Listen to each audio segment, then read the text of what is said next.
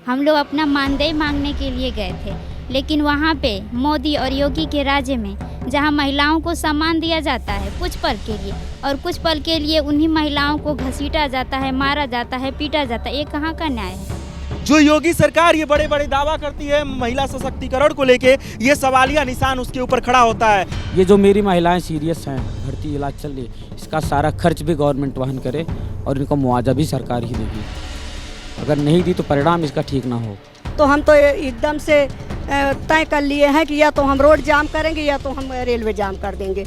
उनका सब चीज़ तोड़ फोड़ डालेंगे, मर जाएंगे बेशक, लेकिन यहाँ से जो लेने आएंगे उसको लेकर ही जाएंगे। किसी भी विषय को समझने सुनने करने में इतना विलम्ब आपके द्वारा क्यों, अगर आपका शासन इतना ज़्यादा सख्त और अच्छा है तो।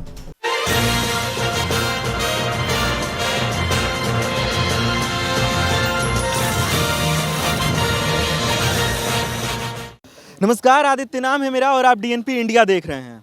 मैं आज एक बार फिर मौजूद हूँ इको गार्डन में, जहाँ पे स्वच्छ भारत मिशन ग्रामीण के स्वच्छताग्राही कर्मचारी संघ के ये जो कर्मचारी हैं यहाँ पे मौजूद हैं।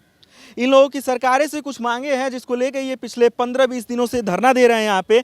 आज सुबह पे ये लोग भिक्षा मांगने के लिए विधानसभा के पास गए थे। वहाँ पे पुलिसों द्वारा इन लोगों को मार पीट के भगा दिया गया है और कुछ महिलाएं जो वहाँ पे बेहोश हो गई थी उन लोगों को अभी अस्पताल में भर्ती कराया गया है। इन लोगों को फिर से वहाँ से उठा के इको गार्डन भेज दिया गया है। तो यहाँ पे जो लोग हैं हम उन लोगों से बातचीत करेंगे। क्या नाम है आप? रमाशंकर तिवारी मेरा नाम है।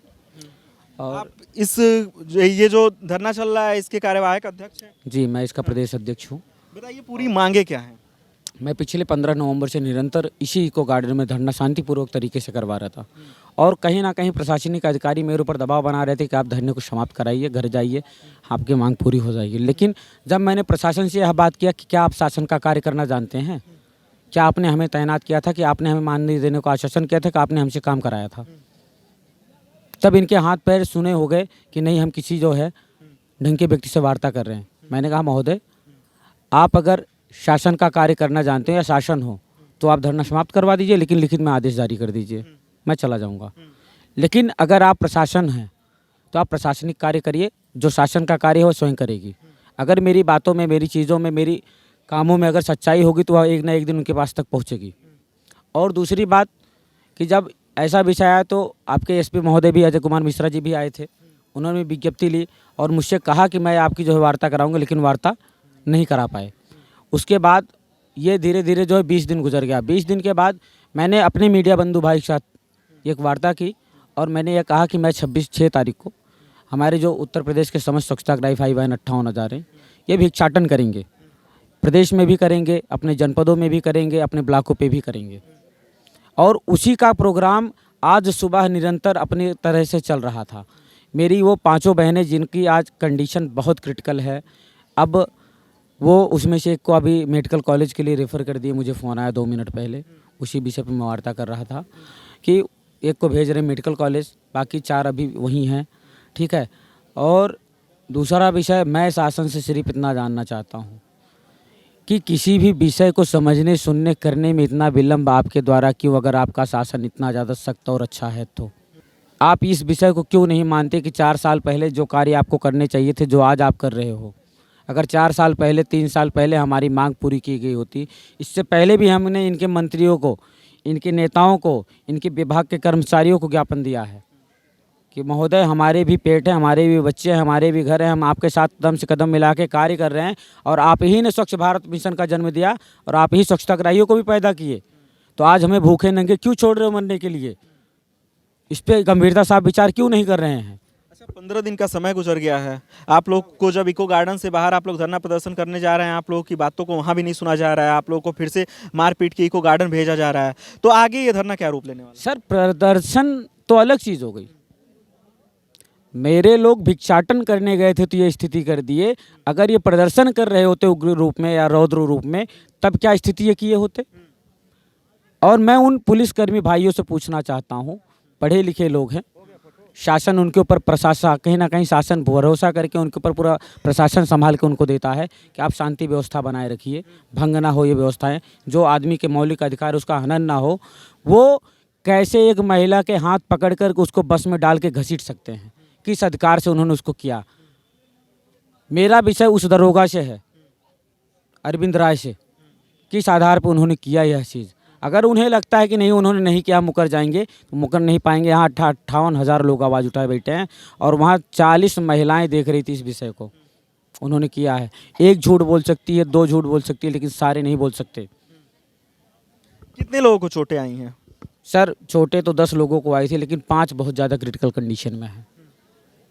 मांगे क्या हैं? मांगे हमारी सिर्फ इसी एक ही मांग तो हम बैठे थे कि 4 साल से सरकार हमसे काम करा रही है, एक निश्चित वेतन का लागू कर दे, राज्य कर्मचारी का दर्जा दे दे। मेरे लोग जो इस कड़कड़ाती ठंड में 22 दिनों से बैठे हैं वो अपने घर को जाएं। कौन चाहता है इस ठंड में यहाँ बैठना, जहाँ बिस्तर ना हो, जहाँ और कोई व्यवस्था ना हो, जहाँ रात भर पूरे मच्छर डेंगू के खाते हों, जहाँ नगर निगम की तरफ से कोई सुविधा ना हो। यहाँ कौन रुकना चाहेगा इको गार्डन में, जहाँ लोगों को अगर बाहर प्रदर्शन करते हो तो इस जेल भरी कैद में लाके जो इनको कैद कर दिया जाता है कि इनकी आवाज़ इस 4 दीवारी से बाहर ना जाए। आप बताओ, हम भिक्षाटन न करते तो यह सरकार हमारी बात किस दिशा में सुनेगी? इस जेल में ला करके हम कैसे लोगों को बताएं कि हमारी पीड़ा क्या है? हमें पीड़ा बताने के लिए कुछ ना कुछ तो करना पड़ेगा ना। यहाँ पे कुछ भिक्षाटन करवाया तो क्या गलत कराया? और मैंने सुनियोजित कार्य से कराया, ना कि मेरे लोग वहाँ गुटबंदी करके जा करके धरना प्रदर्शन के मूड में थे। अगर उस प्रदर्शन के मूड में होते तो वहाँ मैं महिलाएं ना भेज करके अपने पुरुषों को भेजता जो भारी संख्या में यहाँ बैठे हैं। लेकिन वहाँ महिलाएं गई थी, कहीं ना कहीं वो भिक्षाटन कर रही थी। इसका जवाब देगी प्रशासन या प्रशासन मुझे। और अगर ये जो मेरी महिलाएं सीरियस हैं, भर्ती इलाज चल रही है, इसका सारा खर्च भी गवर्नमेंट वहन करे और इनको मुआवजा भी सरकार ही देगी। अगर नहीं दी तो परिणाम इसका ठीक ना हो।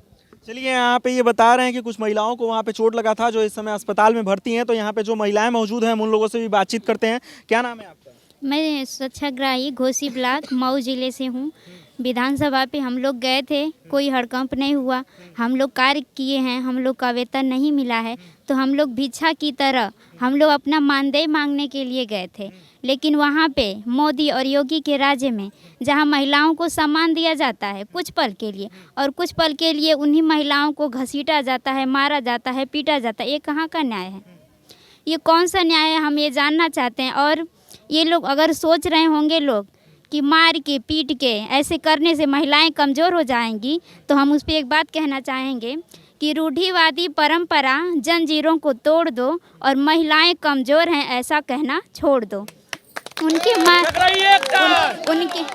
मारने से या पीटने से महिलाएं कभी कमज़ोर नहीं होंगी और हम लोग यहीं मर मिट जाएंगे, लेकिन अपना निश्चित मानदेय लिए बिना, यहाँ फाइनल होए बिना नहीं जाएंगे। मैं अपनी स्थिति बताती हूँ।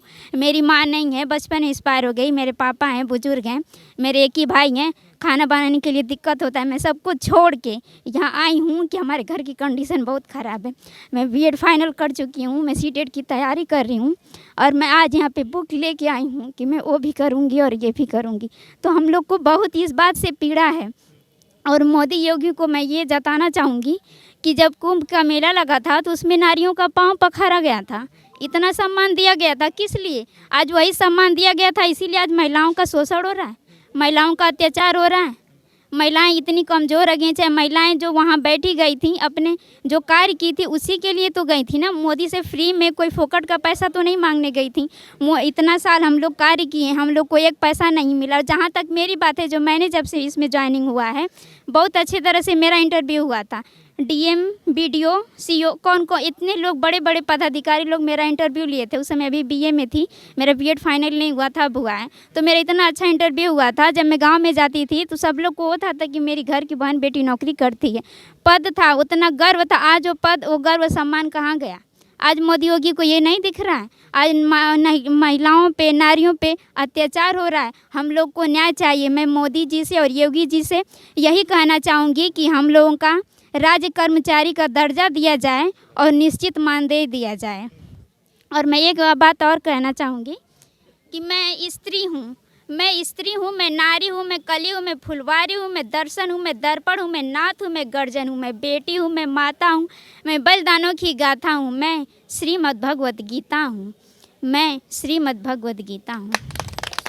ये जो सरकार है वो महिला सशक्तिकरण को लेके इतने बड़े बड़े दावा करती है, लेकिन उसी सरकार में जहाँ पे महिलाएं विधानसभा पहुँचती हैं अपने मांगों को मनवाने के लिए, भिक्षाटन करने के लिए, तो उन्हें मार के फिर से इको गार्डन भेज दिया जाता है। जो योगी सरकार ये बड़े बड़े दावा करती है महिला सशक्तिकरण को लेके, ये सवालिया निशान उसके ऊपर खड़ा होता है। कुछ और महिलाएं हैं, उनसे बातचीत करेंगे। कहाँ से आई हैं? हम सुल्तानपुर से हैं, ब्लॉक मेरा खन्नगर है, मेरा नाम रीता है। हम क्या मांगे आज, क्या करने आप लोग पहुंचे थे विधानसभा? हम लोग बस वही जो हम लोगों का योगी और मोदी सरकार जो हम लोगों के काम करवाए थे उसी के बारे में हम लोग, भाई वैसे हम लोगों का नहीं मिला तो हम लोगों के भीख के तौर पर वहाँ पर गए कि चलो हम लोग भीख ही मांगते हैं, लेकिन उसमें भी उन्होंने हमारे व्याधा डाल दिए, महिलाओं को मार पीट कर वहाँ से भगाना चाहा। बताइए हम महिलाओं में क्या कमी है? हम महिलाएं चाहे पता नहीं क्या कर सकते। हम ही महिलाओं के अंदर देवी देवता हर एक चीज़, हम ही माँ है, हम ही बेटी हैं, हम ही बहू हैं, हम ही देवी, हम ही देवता। हमारे अंदर कौन सा ऐसा चीज़ है कि जो महिलाओं से ही सब चीज़ जुड़ा है? आज योगी आदित्यनाथ ने और मोदी जी ने हम लोगों का कोई मान सम्मान नहीं रखा और डंडे से मार मार कर हम लोगों को घिटीस कर यहाँ फिर यहाँ यूको गार्डन में भेज दिया है। ये क्या है? ये अन्याय है ना। अन्याय करते करते हम लोग थक गए हैं। आज 15 तारीख से बैठे हैं हम लोग, अब एकदम से बेजोर हो गए। अगर हमारी सुनवाई नहीं होगी, मानदेय नहीं होगा तो हम तो एकदम से तय कर लिए हैं कि या तो हम रोड जाम करेंगे या तो हम रेलवे जाम कर देंगे। उनका सब चीज़ तोड़ फोड़ डालेंगे, मर जाएंगे बेशक, लेकिन यहाँ से जो लेने आएंगे उसको लेकर ही जाएंगे। ये लोग कह रहे हैं कि जिस चीज़ों को मांगने हम यहाँ पे आए हैं उस मांगों को हम जब तक पूरा नहीं करेंगे तब तक यहाँ से जाएंगे नहीं। तो ये इको गार्डन में इन लोग का धरना प्रदर्शन पिछले 15 दिनों से लगातार जारी है। आगामी दिनों में ये देखना काफ़ी दिलचस्प होगा कि इन लोगों की बातों को सरकार सुनती है या नहीं।